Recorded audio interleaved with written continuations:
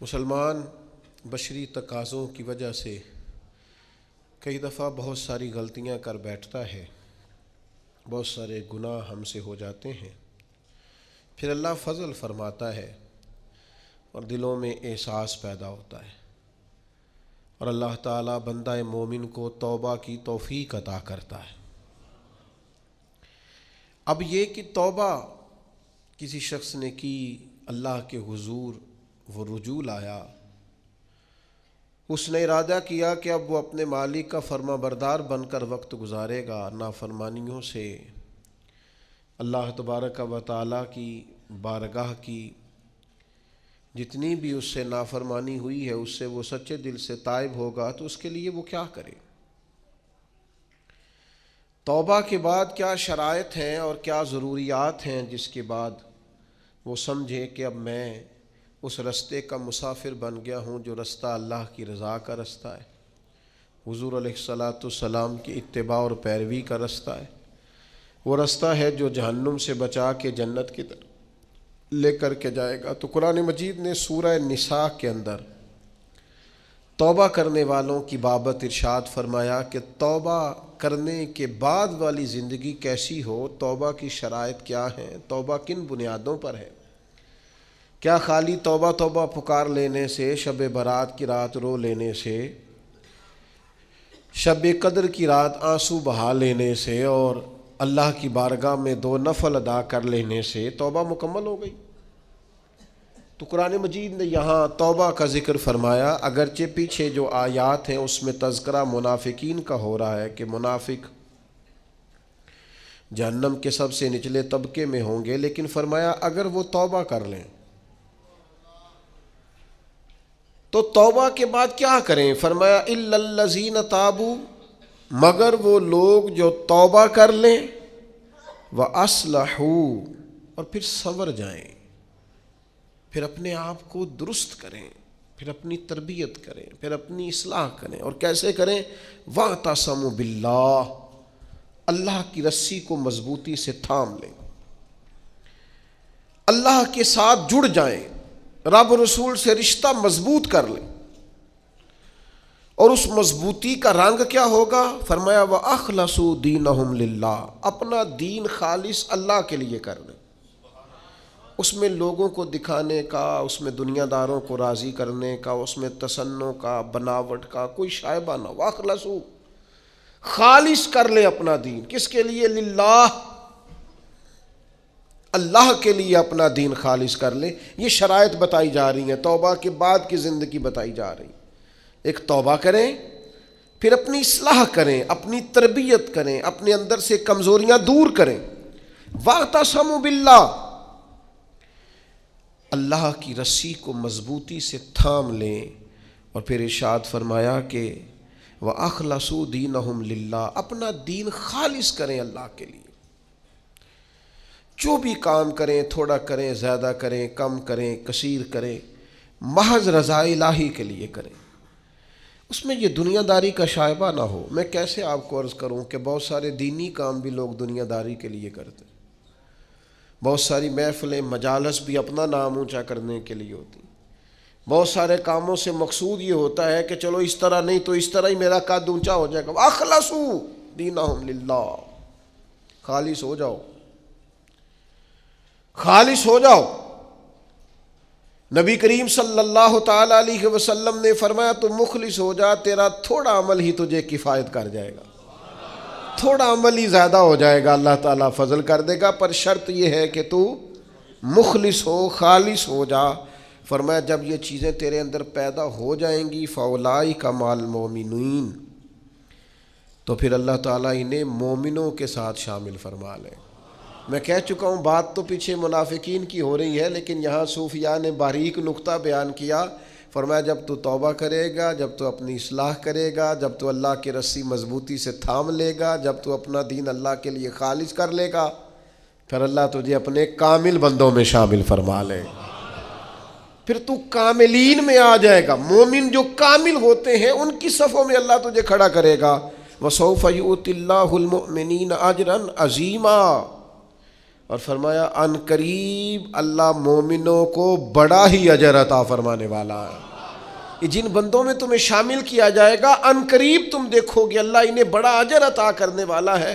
اور جو اگلی آیت ہے نا، دل میں ہو دھڑکن، دل مردہ نہ ہو، ضمیر زندہ ہو. تو یہ جو اگلی آیت ہے نا قرآن مجید کی سورہ نساء کی اور 5ویں پارے کی آخری آیت، یہ عجیب اللہ کے انداز کریمانہ کا پتہ دیتی ہے. یہ بڑے انوکھے انداز میں بندہ مومن سے خطاب کرتی ہے. یہ بڑے انوکھے انداز سے کافر کو منافق کو بھی سمجھاتی ہے. یہ کس طرح کھول کر ایک نیا رنگ قرآن مجید اپنے پڑھنے سننے سمجھنے والوں کے دلوں میں پیدا کرتا ہے. اللہ کریم نے ارشاد فرمایا ما یفعل اللہ بعذابکم، فرمایا اللہ تمہیں عذاب دے کے کیا کرے گا. اللہ تمہیں عذاب دے کے او ہو قربان جائیں. مالک چاہتا نہیں کہ اللہ تمہیں عذاب دے کے کیا کرے گا. ان شکرتم و آمنتم، اگر تم شکر ادا کرو اور ایمان لے آؤ، اگر تم شکر گزار بندے بن جاؤ، مومن بندے بن جاؤ، تو اللہ تمہیں عذاب دے کے کیا کرے گا. رب تمہیں عذاب دینا چاہتا نہیں ہے، وہ کرم کرنا چاہتا ہے، وہ عطائیں کرنا چاہتا ہے. دو ہی مطالبے، ایک یہ کہ اس کے شکر گزار بنو، اور ایک یہ کہ مومن کامل بنو. کامل ایمان ہو اور مزاج شکر والا ہو تو رب کہتا ہے او اللہ تمہیں عذاب دے کے کیا کرے گا. اس کی رضا نہیں ہے کہ تم چھلانگے لگاتے ہو، عذاب کی طرف بڑھتے ہو. پوچھ لے ویسے دائیں بائیں کسی سے، پوچھ لے ویسے اپنے آپ سے کہ دل شاکر ہے، اللہ کی رضا پہ راضی ہے. جہاں مالک نے رکھا ہوا ہے وہاں لوگ خوش ہیں. ہمارے مزاجوں سے تو حل میں مزید کی طلب ہی نہیں جاتی. یہ کوئی نہیں، وہ کوئی نہیں، یہاں پریشانی، وہاں دکھ، یہاں آزمائش، ہر وقت کے شکوے، ہر وقت کی پریشانیاں، ہر وقت کی آزمائشیں ہم نے اوڑھ رکھی ہیں. فرمایا اللہ تمہیں عذاب دے کے کیا کرے گا اگر تم شکر کرو، اگر تم ایمان لاؤ. اور مزے کی بات دیکھو، شکر اتنی بڑی نعمت ہے کہ ایمان کا ذکر بظاہر بعد میں کیا، شکر کا پہلے کیا ہے. اور یہاں علماء نے لکھا ہے کامل مومن بھی وہی ہوتا ہے جو رب کا شکر گزار ہوتا ہے، جس کے مزاج میں شکر کوئی نہیں نا، اس کو ایمان کی وہ خاص لذت بھی نصیب نہیں ہوتی. اور آگے پتہ کیا ارشاد فرما، وہ تمہیں عذاب دے کے کیا کرے گا اگر تم شکر کرو اور ایمان لے آؤ. وَقَانَ اللَّهُ شَاكِرًا عَلِيمًا، اللہ تو قدر کرنے والا ہے. اوئے ہوئے، اللہ تو قدردان ہے، اللہ تعالیٰ تو صلہ دینے والا ہے، اور علیمہ وہ جاننے والا ہے تمہارے دلوں میں کیا ہے. تم اگر شکر کر لو، تم اگر ایمان لے آؤ تو اللہ تمہیں عذاب دے کے. ہمارا پتہ مزاج کیا ہے، ہماری طبیعت سے ناشکری نہیں جاتی. ہمارے مزاجوں میں نہ ایک بات پیدا ہو گئی ہے کہ میں دکھی ہوں، فلانا مجھ سے بڑا اچھا ہے، اس نے نا ہمیں مضطرب کر دیا ہے، بے چین کر دیا ہے. دکھ ہے کیا، دکھ ہے کیا. درویش کہتے ہیں دکھ یہی ہے، تیری مرضی اور ہے، رب کی مرضی اور ہے. جب تیری اور رب کی مرضی ایک ہو جائے پھر دکھ ہوتا ہی کوئی نہیں، پھر سکھ ہی سکھ ہے. جہاں رب رکھے تو شکر گزار ہو جا تو سکھی ہے. دکھ یہ ہے کہ تو کہتا ہے جو اللہ نے کیا ہے شاید معاذ اللہ وہ ٹھیک یہ ہونا چاہیے تھا. تو یاد رکھنے کی بات ہے، سمجھ لیں اس کو. توبہ کے بعد جو اپنی زندگی ہے اس کو کس طرح گزارنا ہے اسے سمجھیں. آ گئی شب برات، ساری رات روئیں گے مسلمان، پھر کیا بدل جائیں گے؟ پھر سویرے جھوٹ ختم ہوگا معاشرے سے، لاکھوں جو اکٹھے ہو کے ایک جگہ پہ توبہ کریں گے تو کیا پھر ملاوٹیں ختم ہو جائیں گی، رشوتیں ختم ہو جائیں گی، بددیانتیاں ختم ہو جائیں گی، ماں باپ کی نافرمانیاں ختم ہو جائیں گی؟ کیا معنی ہے رونے کا؟ توبہ کا معنی کیا ہے؟ او بھائی مزاج کو سمجھیں، دین کی حقیقت کو سمجھیں. توبہ جب آپ کریں گے تو اس کے لیے ضروریات کیا ہیں؟ سب سے پہلی بات تو یہ ہے کہ توبہ کرنے کے لیے ندامت کی ضرورت ہوتی ہے. نبی اکرم صلی اللہ تعالیٰ علیہ وسلم نے ارشاد فرمایا، یہ احمد بن حنبل میں بھی حدیث ہے، مسند امام احمد بن حنبل میں، ابن ماجہ میں، دیگر کتب حدیث میں بھی محبوب نے فرمایا، ندامت کا نام توبہ ہے، شرمندگی کا نام توبہ ہے، غلطی کر کے احساس ہو جانے کا نام، اور جن لوگوں میں احساس نہیں ان کی کوئی توبہ نہیں۔ مجھے یاد تو نہیں جی کبھی کسی کا دل دکھایا ہو، مجھے یاد تو نہیں کبھی کسی کا برا چاہا ہو، مجھے یاد تو نہیں کبھی کسی کا نقصان کیا ہو، پر میں اللہ کی بارگاہ میں توبہ کرتا ہوں۔ بھئی آپ پاک صاف اتنے ہیں تو توبہ کس بات کی؟ آپ میں جب ندامت ہی نہیں پیدا ہو رہی، آپ گناہ کو گناہ ہی تسلیم نہیں کر رہے، اپنی غلطی نہیں مان رہے، تو توبہ کاہے کی؟ تو توبہ کرنے سے پہلے احساس پیدا کرنا، ندامت پیدا کرنا، شرمندگی دل میں پیدا ہونا، یہ تو پہلی سیڑھی ہے۔ اور اگر یہ سیڑھی حاصل نہیں ہے تو پھر توبہ انسان کو میسر آ سکتی؟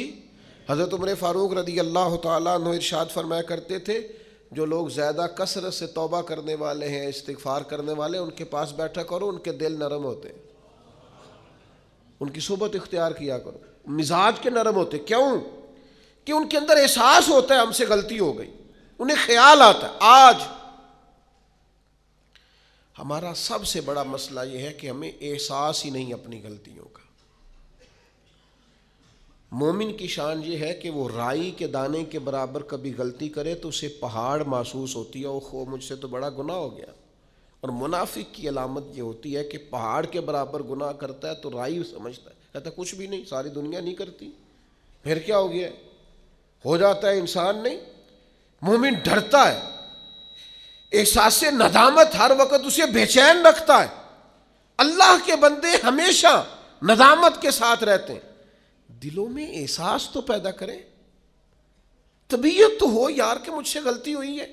سیدہ عائشہ صدیقہ فرماتی ہیں، حضور نے فرمایا جو بندہ اعتراف کرتا ہے نا، مالک مجھ سے غلطی ہو گئی، اعتراف گناہ کر کے معافی مانگتا ہے، تاب اللہ علیہ، اللہ اس کی توبہ کو قبول فرما لیتا ہے۔ اعتراف ہی نہیں، ہم نے جرم کیا ہی کوئی نہیں، ہمارے اندر کوئی غلطی ہے ہی نہیں سرے سے۔ جب ہم یہ ماننے کو تیار نہیں تو پھر مجھے بتائیے معنی کیا ہوا؟ اور دوسری بات قرآن نے کہی، وَأَصْلَحُوا، پھر وہ اپنی اصلاح بھی کرے، پھر گناہ چھوڑ دے جس سے توبہ کی، پھر دوبارہ اس خطا کے پاس نہ جائے۔ پکا ارادہ تو کرے کہ آج کے بعد دوبارہ یہ جرم نہیں کرنا، لیکن توبہ بھی خوب کی، شب برات کی ساری رات روئے، عمرہ بھی بہت کثرت سے کیا، وہاں جا کے بھی بڑی معافیاں مانگی، لیکن واپس آ کے وہ گناہ چھوڑا ہی نہیں۔ وہ جس غلطی کی توبہ کی تھی اس کی اصلاح ہی نہیں کی، اپنے آپ کو بدلا ہی نہیں۔ تو بھائی بچہ چھٹیاں کر کے آتا ہے، استاد کہتا ہے میں تمہیں کلاس میں نہیں رکھوں گا، یہاں سے نکل جاؤ، تو وہ طالب علم کہتا ہے کہ استاد جی آئندہ چھٹی نہیں کروں گا، آئندہ چھٹی مجھے معاف کر دیں، میں آئندہ غیر حاضری۔ یہ کیا ہے؟ یہ اس کی توبہ ہے۔ اگر وہ کہے کہ جناب آپ معاف بھی کر دیں پر اگلے ہفتے 2 چھٹیاں میں نے دوبارہ بھی کرنی ہے، تو استاد رکھ لے گا؟ تو اسے کہیں گے تو فارغ ہے۔ وہ یقین دلاتا ہے، پھر اپنی اماں سے سفارش کراتا ہے، فون کراتا ہے، ابا جی کا فون کراتا ہے، گھر سے وہ کسی سفارشی کو لاتا ہے، کہتا ہے جناب یہ مہربانی کریں، یہ میں ان کو ساتھ لایا ہوں، میں آئندہ چھٹی غلطی ہو گئی، بھول گیا تھا۔ وہ بار بار کہتا ہے جی آج کے بعد ہوا تو جو مرضی کر لیجئے گا، آج کے بعد اگر غلطی ہوئی تو پھر آپ جو مرضی فیصلہ کیجئے گا۔ یہ غلطی آئندہ نہ کرنے کا ارادہ توبہ ہے، لیکن ساری رات شب برات پہ رو کے سویرے ہی دکان کھولتے پہلا جھوٹ بول دینا اور کہنا میں توبہ کر کے آیا ہوں۔ تو حضرت ذوالنون مصری رحمت اللہ تعالیٰ علیہ فرماتے ہیں گناہ سے باز آئے بغیر توبہ کرنا جھوٹے لوگوں کا طریقہ ہے۔ یہ رب سے بھی جھوٹ بول کے آیا رات کو، اس کا پورا ارادہ نہیں تھا توبہ کا، اس لیے کہ گناہ چھوڑنے کا ارادہ ہی نہیں، باز آنے کا پروگرام ہی نہیں۔ اس کا استغفار، اس کی توبہ، یہ جملے تھے، یہ لفظ تھے، یہ زبان کی ادائیگی، قلب اور روح کے ساتھ اس نے توبہ نہیں کی۔ میرے بھائیوں، وقت ہمیں میسر آ رہا ہے، ارادہ کریں نا خطائیں چھوڑنے کا۔ اب کتنی دیر تک بہت سارے حالات بدل گئے، عمریں بڑھ گئیں، بات آگے نکل گئی۔ امام غزالی فرماتے ہیں جس کی عمر 40 سال ہو گئی، اور ابھی بھی وہ گناہ سے باز نہیں آیا، اس کا مطلب یہ ہے کہ وہ اپنے لیے جہنم کا فیصلہ کر چکا ہے معاذ اللہ، اس نے ارادہ کر لیا ہے کہ جانا ہی گویا دوزخ میں، اللہ کی نافرمانی پر کمر بستہ ہو گیا۔ تو دوسری شرط یہ ہے کہ ارادہ کیا جائے کہ میں آج کے بعد یہ والا عمل نہیں کروں گا۔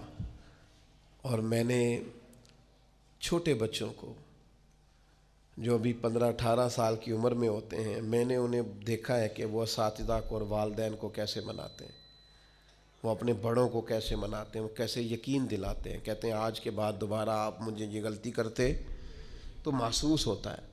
پھر ان پر بڑے سخت ترین اساتذہ کو بھی رحم آتا ہے، کہتے ہیں یار کہہ تو رہا ہے، آخر بچہ ہے، چلو بھول گیا تھا، رکھ لو، خیال آ جاتا ہے۔ تو جب تک یہ کیفیت پیدا نہیں ہوتی اتنی دیر تک شب برات کی شام ہاتھ اٹھانے کا مقصد سمجھ میں نہیں آتا، دعا مانگنے کا مقصد سمجھ میں، آپ نے پختہ ارادہ ہی نہیں کیا۔ پھر تیسری بات توبہ کے مسئلے میں ہمارے علماء نے یہ لکھی ہے کہ گناہ جس طرح لوگ ڈٹ کے کرتے ہیں اور ڈھٹائی سے کرتے ہیں، تو توبہ والے معاملے میں بندے کو ذرا ڈٹنا چاہیے، کچھ دن اسے پریکٹس تو کرنی چاہیے، جد و جہد تو کرنی چاہیے، کوشش تو کرنی چاہیے۔ اللہ کہتا ہے تو ہمت کر، رب تیری مدد فرمائے گا۔ ان الذین قالوا ربنا اللہ ثم استقاموا تتنزل علیہم الملائکہ، جو کہے گا اللہ میرا رب ہے پھر ڈٹ جائے گا، اس کی مدد کے لیے اللہ فرشتے بھی نازل فرما دے گا۔ استقامت کا تھوڑا مزاج ہو، تھوڑی طبیعت ہو کہ ہم نے استقامت اختیار کرنی ہے، ڈٹنا ہے تھوڑا توبہ کے بعد، تھوڑا ارادہ کرنا ہے کہ یار نہیں اب میں نے اس طرف نہیں جانا، اب میرا ارادہ بدل گیا، اب میں نے یہ کام۔ ایک صحابی تھے تو فرماتے ہیں کہ میں توبہ کرنے سے پہلے ایک خاتون کے ہاں آیا جایا کرتا تھا، پھر اللہ نے مجھے توفیق دی، میں توبہ کر گیا اور کلمہ پڑھ گیا، اور جب میں حضور کی بارگاہ سے ہو کے واپس آ رہا تھا تو وہ رستے میں مجھے آوازیں دے رہی تھی، لیکن جب میں نظریں جھکا کے اس کے پاس سے گزر گیا تو مجھے کہنے لگی تم وہی نہیں ہو؟ تو میں نے کہا نہیں، اب تو میں توبہ کر کے آیا، اب تو میں اللہ کا بندہ بن کے آیا۔ حضرت حبیب اجمی رحمۃ اللہ تعالی علیہ، اللہ نے مجھے توفیق دی، میں ان کے مزار پہ بھی حاضر ہوا، بغداد معلیٰ میں ان کا مزار ہے، اور میں ان کے نا قبر کی پیروں کی جانب کھڑے ہو کے نا تو ان کے کچھ اقوال ان کو سنا رہا تھا، ان کے کچھ اقوال ان کو سنا رہا تھا۔ حضرت حبیب اجمی رحمۃ اللہ علیہ سود کا کام کرتے تھے، دعا کریں اللہ ہم سب کو محفوظ کرے، آمین تو کہیں، اللہ ہم سب کو۔ اب لوگوں نے بغلوں میں فتوے بھی رکھ لیے ہیں، کل پرسوں میرے پاس ایک صاحب فتویٰ لے کے آئے، فلانے مولانا صاحب نے کہا فلانی بینک کا سیونگ اکاؤنٹ بھی ٹھیک ہے، یہ میری بغل میں فتویٰ ہے تو یہ آپ پڑھ لیں۔ میں کیا تو مینو کو پوچھنا آیا جی تو تیرے کو فتویٰ جو ہے، ایک بندے کو فتویٰ مل گیا ہے اور اس نے پکڑا ہوا ہے بغل میں ہے، میرے پاس کیوں آیا ہے؟ کہنے لگا جی آپ کیا کہہ رہے ہیں؟ میں کیا تو تاں آیا ہے تو مطمئن نہیں مولوی دی گل تے، اگر تو مطمئن ہوتا تو تصدیق کرنے، تو یہ جو مطمئن نہیں ہے نا اس کا مطلب ہے کہ بات کے اندر شک ہے، اس گل وچ رولا ہے۔ تو میں کیا رولے والی گل چنگی، تو میں کیا فتویٰ دوبارہ لپیٹ کے جیب چ پا، تو دس سیونگ اکاؤنٹ ٹھیک ہوندا ہے؟ کہندا جی سمجھ نہیں آئی تاں تے آیا۔ میں کہا بس ٹھیک ہے، تینوں پھر سمجھ آ گئی ہے، جیڑی سمجھ نہیں نہ آئی ہے تو مطلب ہے سمجھ آ گئی، یہ سمجھ لے آپ چھوڑیں۔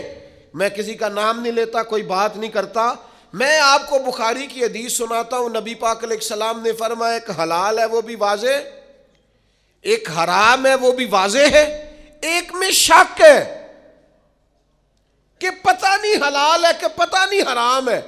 میرے کریم محبوب نے فرمایا تم نے شک والی چیز سے بھی بچنا ہے، شک سے بھی تم نے بچنا ہے، اس لیے کہ مسلمان طیب اور طاہر کا قائل ہوتا ہے، وہ پاکیزہ مزاج ہوتا ہے، پاکیزگی کا قائل ہوتا ہے۔ بھائیو یہ بچیں، یہ رزق حرام اتنا نقصان کرتا ہے کہ انسان کا اللہ سے رشتہ کمزور کر دیتا ہے۔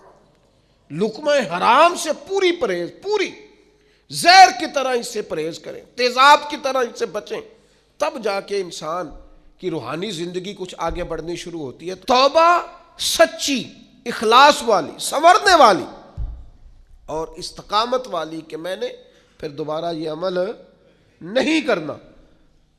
اور عادتیں بدل جایا کرتی ہیں، عادتیں بدل. عادی تھے لوگ شراب کے، پر حضور نے فرمایا حرام ہے، تو پھر دوبارہ کوئی قریب بالکل جن چیزوں کی 100% کوئی منع کرنے والا نہیں تھا ان کو اشاروں سے منع کیا میرے نبی پاک نے. تو یہ بندہ مومن کی شان ہوتی ہے، پھر وہ اتنے پکے ہوئے کہ دوبارہ ان چیزوں کے قریب تو توبہ کریں لیکن پھر اس پر ڈٹیں. اور تیسری بات یہ ہے کہ اصلاح احوال کریں، توبہ کے بعد اپنی اصلاح کریں، اپنی تربیت کریں، اپنے اوپر توجہ دیں. ڈاکٹر 2 قسم کے چارٹ دیتے ہیں مریض کو، ایک یہ کہ یہ چیزیں نہیں کھانی، اور ایک یہ کہ یہ والی آپ نے کھانی ہے، یہ آپ کے لیے. وہ کہتے ہیں تم نے تلی چیز نہیں کھانی، تم نے تیزابیت والی نہیں کھانی، آئلی چیزیں نہیں کھانی، اور سلاد ضرور کھانا ہے، پھل کا استعمال ضرور کرنا ہے. یہ کیوں بتاتے ہیں کہ اگر آپ کو ساری چیزیں چھوڑ دیں گے تو پھر جسم کے اندر طاقت موجود نہیں رہے گی. کچھ آپ کو وہ چھوڑنی ہے جو نقصان دیتی، لیکن وہ کھانی ہے جو جسم کو طاقت ور کر. اصلاح احوال کا معنی یہ کہ یہ گناہ چھوڑ دیں اور اس کے ساتھ یہ والی نیکیاں کریں. سویرے اٹھ کے نفل پڑھیں، دن میں قرآن مجید پڑھیں، استغفار پڑھیں، درود پاک پڑھیں، غریب کی مدد کریں، ماں باپ کی خدمت کریں، جو آپ کے ذمے حقوق العباد ہیں ان کو صحیح کر کے ادا کریں. اپنی زندگی کے اندر بہتر تبدیلیاں لائیں، اپنے آپ کو بدلیں. اور نوجوانوں سے کہوں گا سونا ذرا کم کریں، آرام پسندی اور وجود کی آرام طلبی سے باہر نہیں، آپ ضائع ہو جائیں گے. تھوڑی مشقت کریں، تھوڑا کم سونے کا مزاج بنائیں، کم کھانے کا مزاج بنائیں، کم بولنے کا مزاج بنائیں. اصلاح احوال کے لیے ضروری ہے کہ ہم تھوڑی سی لذات کو ایک ایک کر کے کم کرنا شروع کریں تاکہ ہماری روحانی زندگی مضبوط ہونے لگے. پھر میرے بھائیوں، توبہ کے لیے ایک بڑا لازمی اور بڑا اہم اور بڑا بنیادی نقطہ یہ ہے کہ کچھ کام ایسے ہوتے ہیں جو اس نقطے کے بغیر ہو ہی نہیں سکتے. وہ نقطہ کیا ہے؟ وَاعْتَصَمُوا بِاللَّهِ، اللہ کے ساتھ تعلق کو مضبوط کریں، اللہ کے ساتھ تعلق کو. حضرت رابعہ بصریہ فرماتی تھی میرے دل میں خیال، مجھے پتہ چل جاتا ہے کہ میرا رابعہ مجھ سے راضی ہے کہ ناراض. نے کہا آپ کو کیسے پتہ چلتا ہے؟ فرمایا جب سویرے مجھے توفیق دیتا ہے نا اٹھ کے مصلی بچھا لے تو میں سمجھ جاتی ہوں آج بڑا راضی ہے. اور جب میں جاگ بھی رہی ہوں اور پھر بھی میری نماز رہ جائے تو لگتا ہے کہ وہ ناراض ہو گیا ہے. بے توفیقی سے بڑی انسان کے لیے محرومی کوئی نہیں ہوتی. اللہ تعالیٰ جب کسی سے ناراض ہوتا ہے تو بعضوں کا سرمایہ نہیں چھینتا، سجدوں کی لذت لے جاتا ہے. لوگوں کے پاس ہر چیز ہوتی ہے لیکن بندگی کا موقع نہیں ہوتا. وَاعْتَصَمُوا بِاللَّهِ، سب کے لیے ٹائم ہو، اور اگر بندے کے پاس سجدہ کرنے کو ٹائم ہی نہ ہو، دیر تک دعا مانگنے کو ٹائم ہی نہ ہو. ایک دن بیمار نہیں ہوئی حضرت رابعہ بصریہ تو کہنے لگی مالک تو ناراض تو نہیں ہو گیا؟ تو مجھے بیمار کرتا ہے تو میں تجھے یاد بڑا کرتی ہوں، میرا نفس کمزور پڑ جاتا ہے، گناہ کی طرف نہیں جاتا، میں ذرا بیمار رہتی ہوں تو ٹھیک رہتی ہوں، مہربانی کر تو میرے اوپر وہ سارا بوجھ ڈال جس سے میرا نفس کمزور رہے اور تیری بات. وَاعْتَصَمُوا بِاللَّهِ، لمبی لمبی دعائیں مانگا کریں، دیر تک اپنے رب کے حضور حاضر رہا کریں. بندوں کو 10-15 منٹ بات سنائے تو وہ اکتانے لگ جاتے ہیں. وہ کہتے ہیں میں نے سن لیا ہے جو آپ نے کہا، مجھے سمجھ آ گئی، آپ بس کریں. آپ وہ کریم ہے، وہ کہتا ہے نہ تمہارے رب کو اونگ آتی ہے نہ نیند آتی. جس وقت بھی دعا مانگو وہ قبول کرتا ہے. اپنا تعلق اللہ رسول کے ساتھ مضبوط کریں. میں اپنے دوستوں سے اکثر کہتا ہوں ہر چیز کمزور ہو جائے، تمہارا مصلی نہیں کمزور ہونا چاہیے. یہ شعبان، یہ رمضان، یہ مصلی بچھانے کے مہینے ہیں. مصلی، مجھے اہل عرب کی یہ عادت بڑی اچھی لگتی ہے کہ ان کی گاڑیوں میں بھی قرآن مجید موجود ہوتا ہے اور مصلی موجود ہوتا ہے۔ ہر جگہ نماز کا اہتمام، قرآن کا اہتمام، اس کو اپنی زندگی میں لاگو کریں۔ میری آپ سے اپیل رہے گی کہ خدا را اب ہم بس کریں، بڑی ہو گئی دنیا داری، اور یہ جو ہم نے چاروں جانب جال بچھایا ہوا ہے نا، اس کو بھی راضی رکھا ہوا ہے، اس کو بھی راضی رکھا ہوا ہے، اس سے بھی تعلق بنا ہوا ہے، یہ بڑا کمزور جال ہے، ایک منٹ میں ٹوٹ جائے گا۔ لوگ کوئی نہیں لمبا چلتے کسی کے ساتھ، آرزویں بدل جاتی ہیں، تعلقات بدل جاتے ہیں، کچھ بھی نہیں ہوتا، کوئی نہیں لمبا چلتے۔ میں ایک جگہ بیان کرنے کے لیے گیا تو میں رو پڑا۔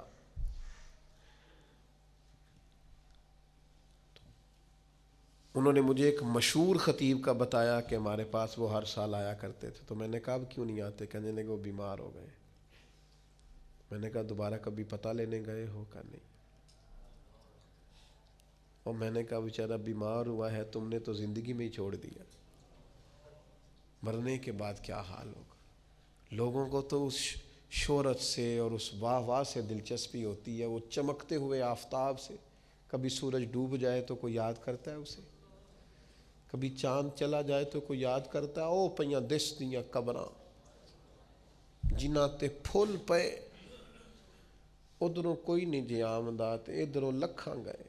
ایک بزرگ اپنے بیٹے کے ساتھ قبرستان گئے تو ایک پرانی قبر پہ بیٹھ گئے اور بیٹھ کے رونا شروع کر دیا۔ پرانی قبر تھی، ٹوٹی ہوئی تھی۔ کہنے لگا ابا جی کیا ہوا، آپ کیوں رو رہے ہیں؟ تو بزرگ تھے نا، اہل معرفت میں سے تھے۔ کہنے لگے پتر کچھ نہیں نا، تو 25 سال سے میں آ رہا ہوں، اس قبر پر میں نے کبھی مٹی ڈلی ہوئی نہیں دیکھی، اس پر کبھی کسی کو پھول ڈالتے نہیں دیکھا، کبھی نہیں دیکھا کوئی اس قبر کے پیروں کی جانب کھڑا ہو کے فاتحہ پڑھ رہا، کبھی نہیں دیکھا کوئی یہاں آیا ہو۔ تو لوگ تو کہنے لگے 20-25 سال تو مجھے بیت گئے۔ ان کا بیٹا مجھے بتانے لگا کہ ابا جی بڑا روئے، والد صاحب کہنے لگے کہ پتہ نہیں ہمارے ساتھ کیا ہونے والا ہے، آتے ہی نہیں لوگ، بھول گئے۔ آپ چلے جائیں قبرستان میں، کئی قبریں شکوہ کریں گی کہ کوئی نہیں آیا، زمانہ بر مزار ماں غریباں۔ یہ جہانگیر کی قبر پہ لکھا ہے کہ میں غریب ہوں، میری قبر پہ تو بلبل بھی کوئی نہیں آتی، کوئی بلبل ہی گیت سنا جائے آ کے، کوئی پروانہ ہی نہیں آتا۔ لیکن بادشاہاں نہ امیراں دے، دیوے بل دے صدا فقیراں دے۔ وہ حضرت پیر میر علی شاہ پاک پتن گئے تو نعرے بڑے لگ رہے تھے بابا صاحب کے، تو کہا یہ کیا ہے؟ فرمایا قرآن سچا ہو رہا ہے۔ رب نے کہا تھا فاذکرونی اذکرکم، مجھے یاد کرنا میں تمہیں یاد کروں۔ فرید نے ساری زندگی اللہ اللہ کی ہے، اب دنیا دیکھو ان کو یاد کر رہی۔ تو میرے بھائیوں، ہم نے توبہ کرنی ہے، لیکن پھر سنورنا ہے، پھر اخلاص پیدا کرنا ہے، پھر اللہ سے جڑنا ہے، پھر اپنے معاملات کو درست کرنا ہے۔ اللہ تعالی ہمیں سمجھنے کی توفیق دے۔